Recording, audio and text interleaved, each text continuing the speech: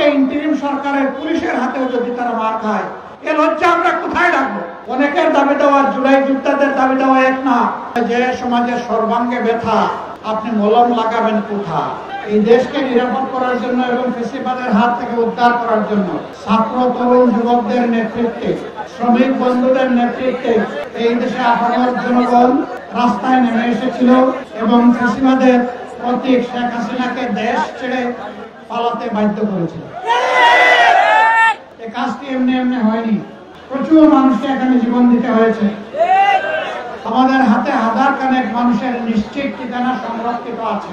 তাদের মধ্যে 60% মানুষ শ্রমিক, আর সবাই মিলে 40%। এই শ্রমিকদের বেশিরভাগ আবার অত্যন্ত সীমিত আয়ের, তাদের মন আনতে পান্তা পোড়ায়, ভালো করে পেটে ভাত দিতে পারে না। তারা তাদের একটা মূল্যবান জীবন জাতিকে উপহার দিয়ে দুনিয়া থেকে চলে গেছে। বান্ডেল থাকলে প্রতি সেনমানিতে টাকা বাঁচবে। বিকাশ সেনমানি বান্ডেল কিনে জিতুন প্রতি লেনদেনে। অসংখ্য সহযোদ্ধা তারা আহত হয়েছেন, পঙ্গু হয়েছেন। আজকে তাদের দাবির জন্য যেদিন জুলাই সনদে স্বাক্ষর হবে সেই দিনটি পর্যন্ত তাদেরকে রাস্তায় নামতে হচ্ছে। আমি মনে করি এই জাতির জন্য একটি লজ্জাস্কর।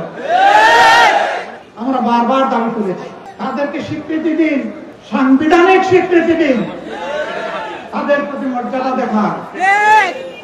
কিন্তু না, আমাদের সরকার তা দেখাতে ব্যর্থ হয়েছে বলেই আজকে তারা সংসদের দক্ষিণ প্লাজায় অবস্থান নিয়েছে। আমরা শুনেছি এখন সরকার এই বিষয়টা গুরুত্ব সহকারে নিয়েছেন, কিন্তু এর মাঝে কিছু অসুন্দর কাজ হয়েছে কিনা আমি নিশ্চিত না। যদি হয়ে থাকে তাহলে আমি ব্যথিত, দুঃখিত, লজ্জিত। এই যারা জালিমের হাতে মার খেয়েছে, আজকে ইন্টারিম সরকারের পুলিশের হাতেও যদি তারা মার খায়, এ লজ্জা আমরা কোথায় রাখবো?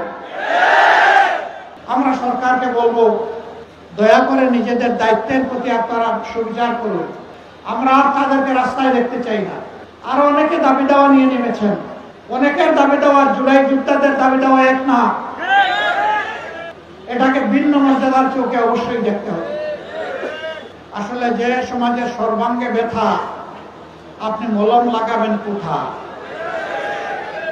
দুর্নীতিতে এই সমাজ পুরোপুরি ছেয়ে আছে। আগেও ফ্যাসিজমের সময় দুর্নীতি হয়েছে, এখন আরো বিপুল শক্তিতে এখন দুর্নীতি হচ্ছে। কোথাও মানুষের কোনো শান্তি নেই, নিরাপত্তা নেই, ইজ্জত নেই।